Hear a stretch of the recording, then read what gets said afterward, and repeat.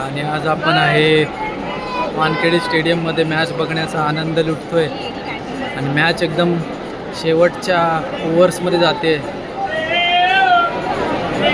खेळतोय सूर्यकुमार यादव आणि नमन धीर. बघू शकता स्क्रीनवर 16 बॉलमध्ये 20 रन मुंबई इंडियन्स जिंकतच आहे. आज आम्ही खूप दिवसांनी वानखेडे स्टेडियमला मॅच बघायला आलो आहे आणि आज बरोबर रोहित शर्माने पण जोरदार बॅटिंग केली आणि आता बॉल टाकतोय मोहम्मद शामी आणि फोर मारलाय